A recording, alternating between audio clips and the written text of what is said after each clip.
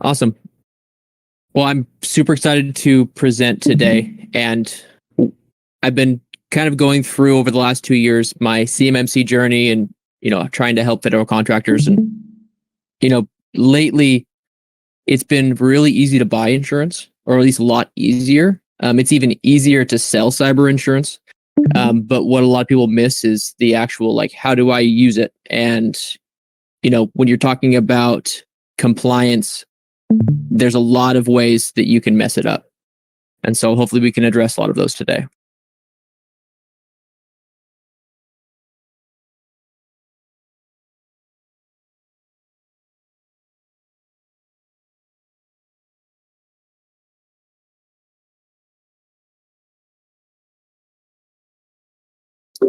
Rick, I think you might have hit mute, maybe on accident. Oh. All right. Did you hear my last slide? Heard it was easy to it was about easy to get insurance, but then we lost you. All right.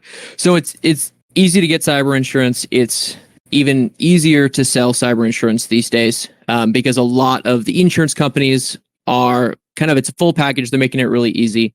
And there's not a lot that you need to do in order to prove for the small business level. And so what that leads to is a bunch of companies that can sell it, but don't know how to help people to actually understand how to use it. So you have a CFO that's purchased a policy and they've compared some stuff, but they don't really know how to act on the policy. And a lot of times they're scared because they think if they instigate the policy, then they're going to end up having, really high rates. They'll get declined. And so hopefully we can dispel some of those things and share some best practices. I'm a registered practitioner, and I realize that that's about as hard as getting a library card.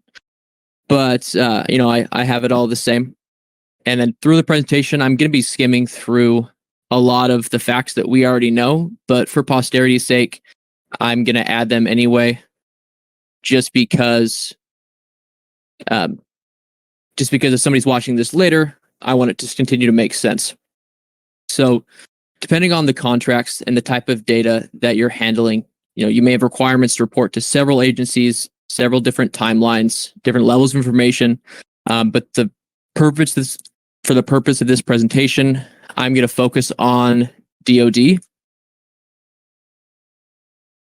So, just looking over what's required by the NIST. So they pretty much just say that you have to have an incident response plan, that it needs to be tested.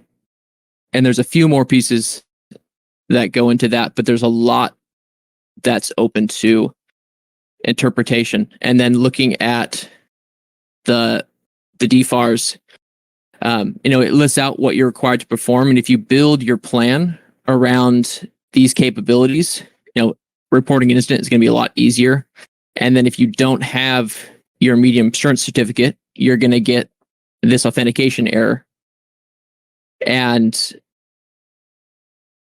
so going through and also looking at the training side of it, making sure that media preservation is a key part of your training is going to save you a lot of headache in the future. So if you do have an incident and you get past the authentication error, you will be requested these pieces. And, I'm not going to read them out, but these slides will be available. And so, making sure that your IR plan includes a lot of these already, so you're not scrambling to put these together, and you can hand this information off, will also save you a lot of time. So looking at what constitutes an incident. So did a safeguard fail? Is it about to fail? Was a policy violated? It looks like we might have an incident. And then if at the end of that, the DoD is not happy with the information that you've given, then they have the opportunity to ask for more information and possibly put a lot of your stuff into a shopping cart and wheel it out to inspect it, which would make the business interruption kind of an issue. All right, so on to, the fun insurance related stuff. So this is an overview of the scope of an incident or the scope of what people plan around incidents. So this is what's visible to them. So we start with day one. An incident's detected by the security team. The head of security reaches out to the C-suite to notify them. They assign an incident manager to delegate tasks, update board members, and supply chain. Head of security reaches out to SaaS vendors and works with IT team to analyze the threat. The team has analyzed the threat to be some type of ransomware. They work into the night on a Saturday and successfully contain the variant. Now we're looking at the start of day two. The CFO sends an update to the board and works with the inside counsel to draft a report to the DoD and the supply chain. It is discovered through further investigation that the ransomware was a cover for spyware and several files have been exfiltrated. The incident manager and counsel decide to get the cyber insurance involved, so they reach out to the insurance broker and he gives them the number to file a claim. The emergency hotline is dialed and they get in touch with an insurance breach coach. They quickly sign an agreement and the coach moves right away to hire a forensic investigation firm. All right, so now we're moving into day three. Right under the wire, the forensic team completes this analysis and identifies the impacts to the company system. The breach coach works with the incident response manager to make reports for the DoD and the supply chain. The breach coach assigns a public relations team and notification firm, and the forensic team begins to work on remediation. So the company signs an agreement right away with the remediation side of the team to get up and running as fast as possible. And the company is back up and running and works with the breach coach and the team is hired. So this incident that we went through is what I traditionally see on an incident response plan, where they're using insurance as a last resort and they've scoped out all of the things that are visible to them, whether it's their MSP or just a CISO, their internal IT team, and then the other security vendors they work with, C-suite, inside counsel.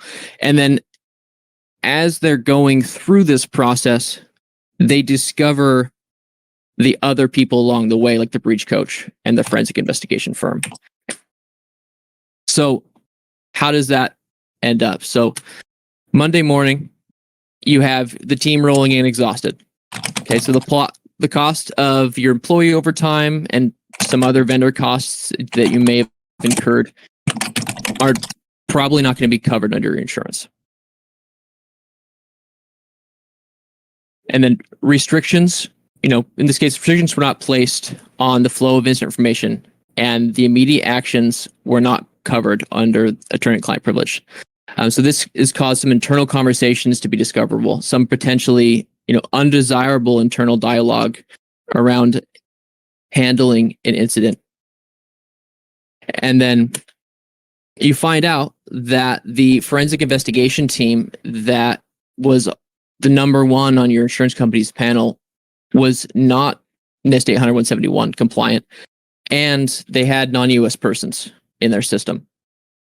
So because it was a weekend and like a Saturday night, it was cheaper for them to hire people outside of the US.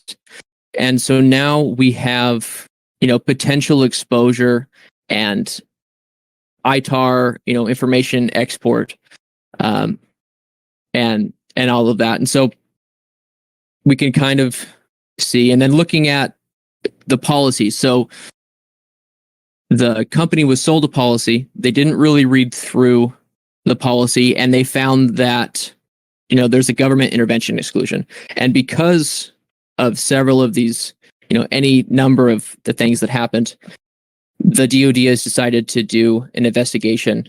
And because of the government intervention exclusion, there is not very much coverage for the business interruption regarding, this investigation and having to pull people away and going through that entire process. And so this is what the scope of your IR plan should look like. So looking at, 0 day, the company works with their agent and to build a cyber insurance policy with broad coverages and access to the resources they need to navigate an incident. Once a policy is in place, the broker helps them to choose a leading breach response firm with the capabilities they need to navigate the incident in the defense industrial base, including specific regulatory knowledge around reporting. And then their coach sets up zero cost retainers with a breach hotline.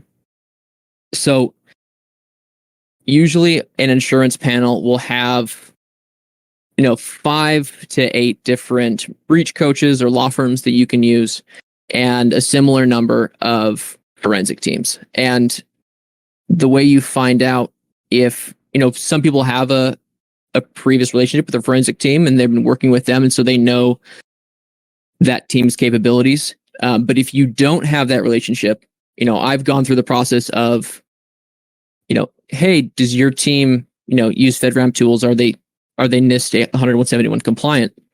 And somebody goes, oh, I don't know. Well, let me ask. And then they send me to somebody else. And then 2 days later, I get sent to somebody else.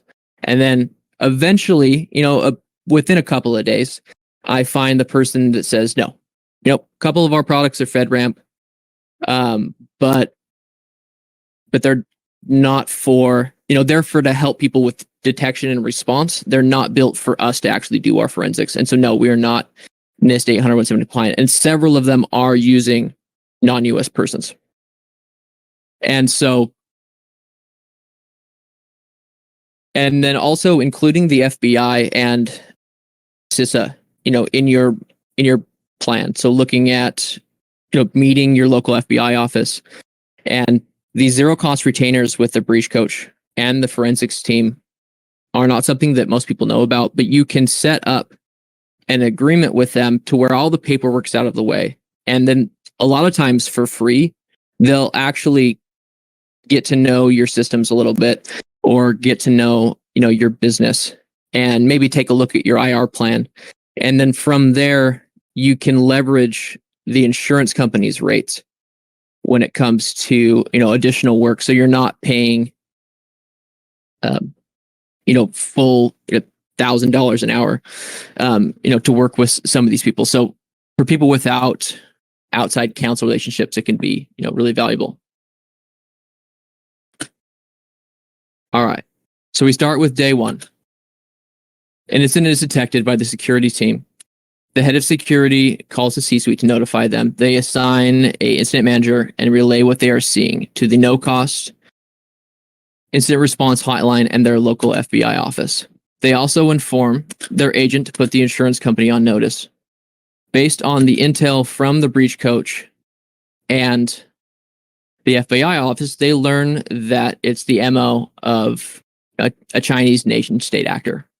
So based on this intel, they proceed to activate the policy, and the pre-negotiated forensic team goes to work right away. As we move into Saturday night, the forensic team works to control the situation. And day two, aided with intel from the FBI, the team is able to control the situation with minimal impact to systems. The breach coach prepares the report with, the board, or depending on what level, the company. We're using a lot of imagination because I want this to be applicable to all size businesses. They work to put together the report, and then they also continue to work with notification service and public relations. And a lot of times they'll set up a public relations person to take initial phone calls.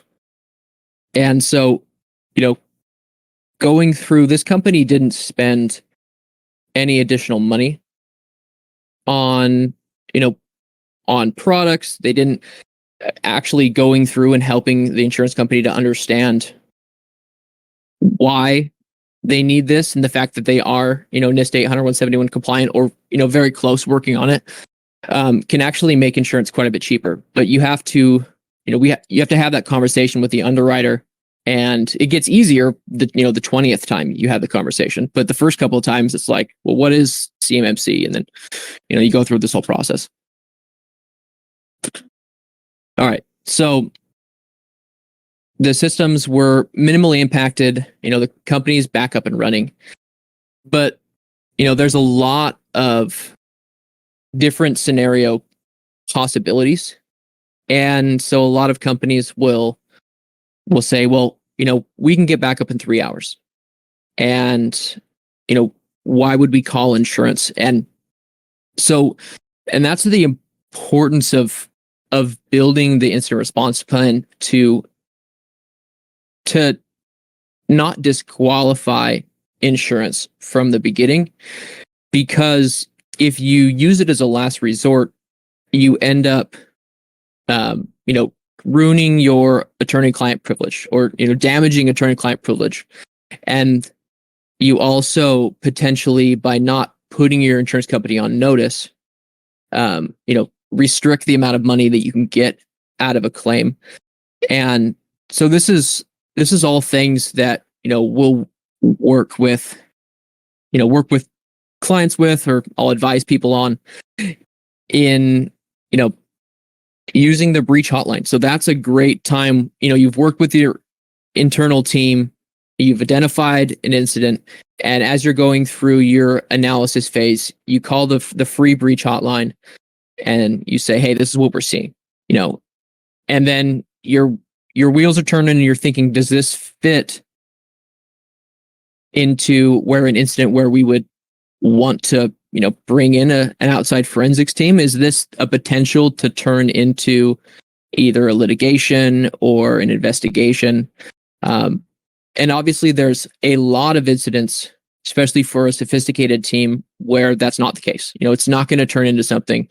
But using the breach hotline as, a resource to talk through some of that, and doing a lot of those initial phone calls or initial contacts over the phone or over, a secure meeting link, is going to, it can potentially save you from, saying the wrong thing. Somebody says the breach word and puts it in writing, and all of a sudden,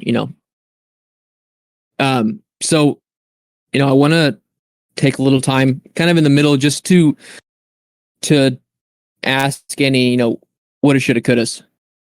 So does anyone have like well, why would you do this? Or, we haven't had, this problem.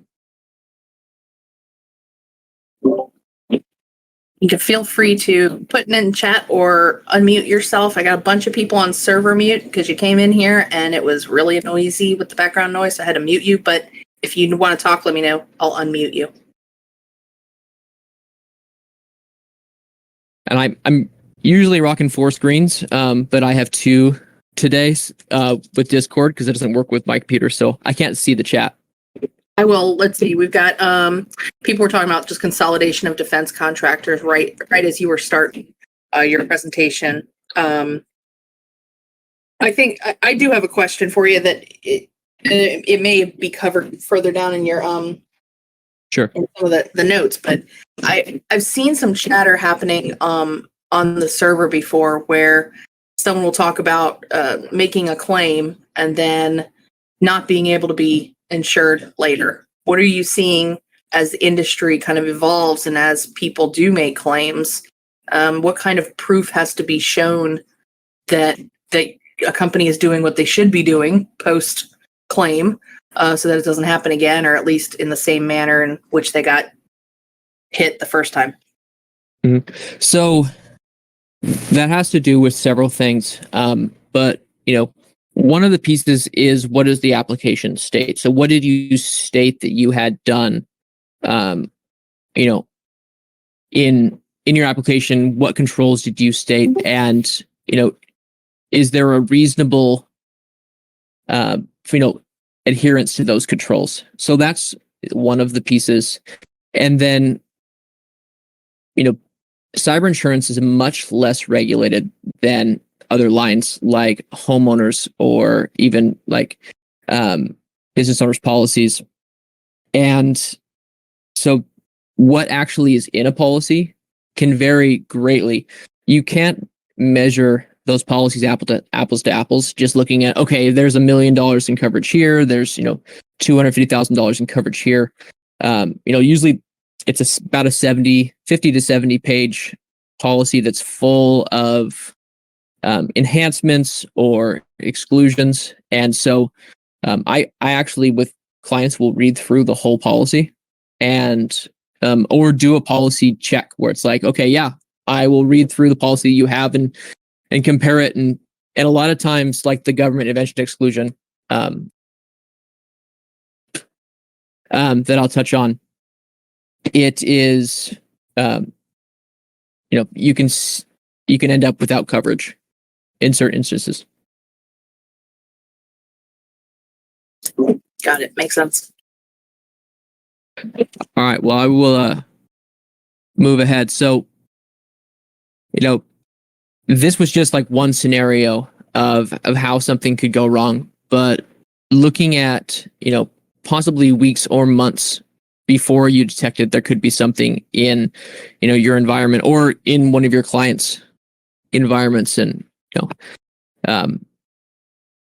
and so including legal counsel early. So I'll work with clients that have, $1 million deductibles or $100,000 deductible on their cyber insurance, but part of what you're buying is a logistics team. And so if you work with outside legal counsel early, that gives you a lot more protection when it comes to what the agencies or what another company can figure out about what happened. And so that goes into protecting attorney-client privilege. So making initial contact over the phone, engaging outside breach counsel, which is the first step in a cyber policy, and then looking at they will set up the rest of the vendor agreements for you, using a separate vendor, or at least making sure they're separate reports. So you want 2 reports in your forensics, the exactly what happened without any dialogue, and then there's your other report that may go in. So you're wanting to share just exactly what happened without any of your input. And then you also potentially want to make sure there's a separate team that's doing the mitigation work. And in some instances we can work with insurance carrier to add companies to panel for that team, and or you may have somebody they're working with, but that's stuff that we set up beforehand and make sure is in the IR plan. And then looking at the DOJ civil fraud. So out of just 2 settlements, they were able to collect $9 million. And many of the cases that we're seeing now are based off of older and much less stringent standards. So they're not being tried based off of, the DFARS 7012 as we know it today. And then I did include some Summer of Love pictures. I was only able to use stock videos, and this old lady is who kept coming up. So, but so there's some things you want to look at, making sure that are removed from a policy would be government intervention, cyber terrorism, nation state actors, criminal defense. So part of this might be picked up by a cyber insurance policy. Potentially, there's more coverage in a directors and officers policy, as Linda has stated. So if your policy excludes criminal defense, then you're going to have a lot more time getting them to cover the False Claims Act. And so then you're looking at your D&O, and there's several things to hopefully strengthen the D&O policy to cover that. But a lot of the things that you can do are obviously on the before side in that prep. And then the life cycle of an incident. So, companies that are concerned with, well, what if I have an incident and then my insurance rates go way up, or I'm not able to get coverage again? I've actually recently I had a company that had two losses, and they were thinking that they had got non-renewed and they didn't have coverage for like a couple of years because they didn't think that it was possible. And we worked with them to develop a narrative. So looking through the lifestyle, the insurance companies life cycle, not lifestyle. The insurance companies want to see that you've gone through the whole step and then you've created a narrative around why this won't ever happen again. And sometimes that can put a company in a better scenario than pre-loss, because maybe before they weren't able to, prove that they were doing some things, but now they've gone through, they have lessons learned. And so now they can prove whether it's, an email compromise or, a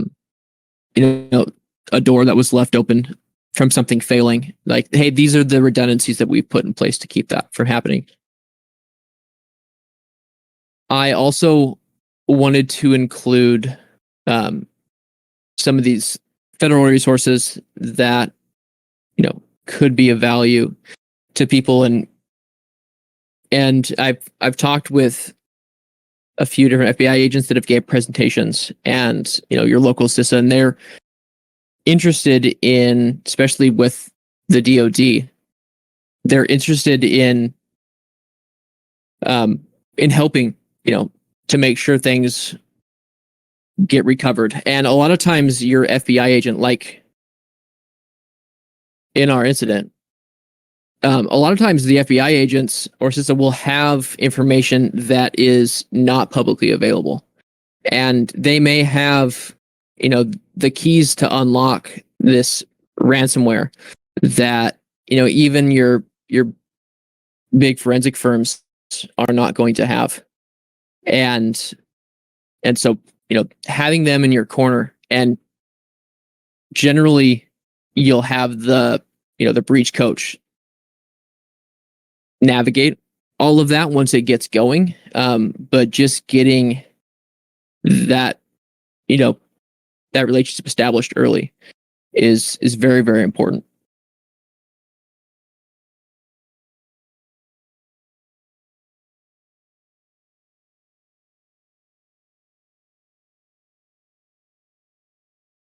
So, I put this presentation together, and I had a incident response team review it. I had a leading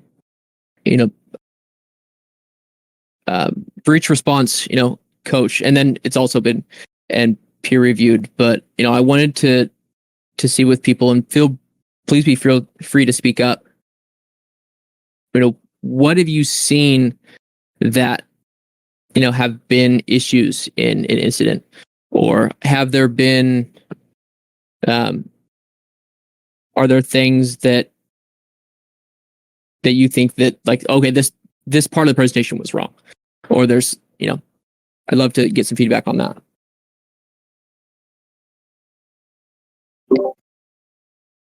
Anybody is welcome to unmute if you've got a question you want to ask, or like Rick said, if there's a point of, hey, that's not what I've seen.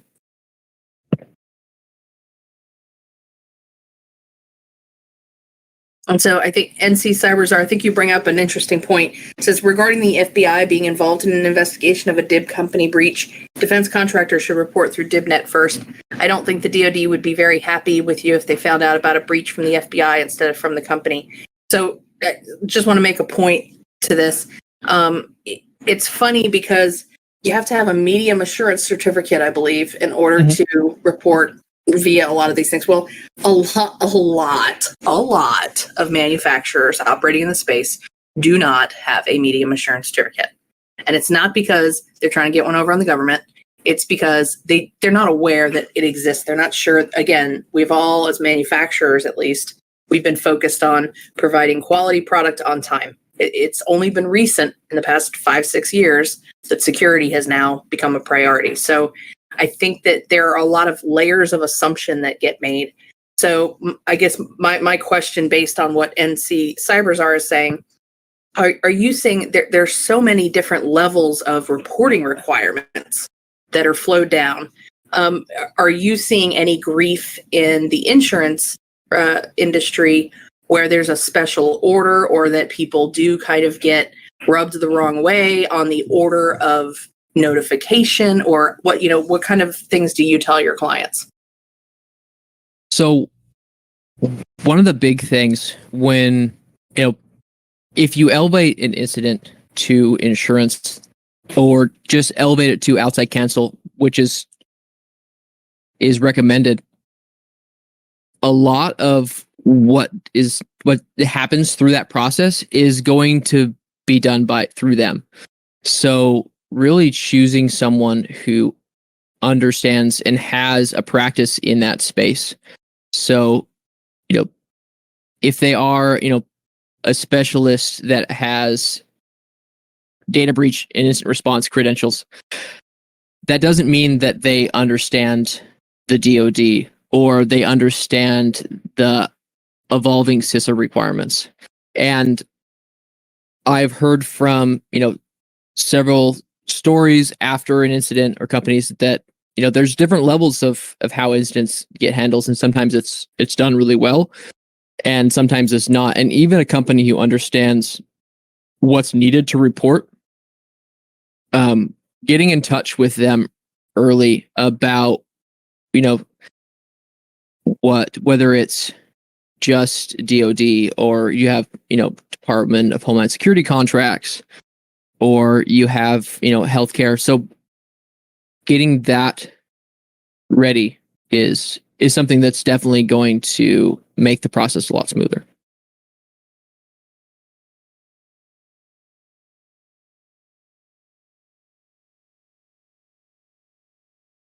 Does anybody have any questions? Anything so far they want to weigh in on?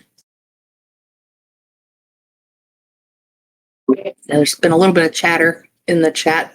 No questions, but just some statements. So if anybody's got anything to share, feel free.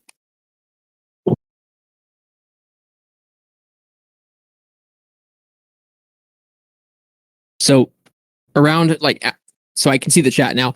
It says outside counsel never wants to disclose anything to anyone unless there's a proven breach. And so that, that comes back to the relationship with the counsel and the forensics expert, and going through that. And like you said, a lot of people, I've seen a lot of CMMC consultants where I've talked about, getting the medium assurance certificate, and they're like, huh? What are you talking about? And so I do think that is an area where it falls short, and including that in, in that pre-report.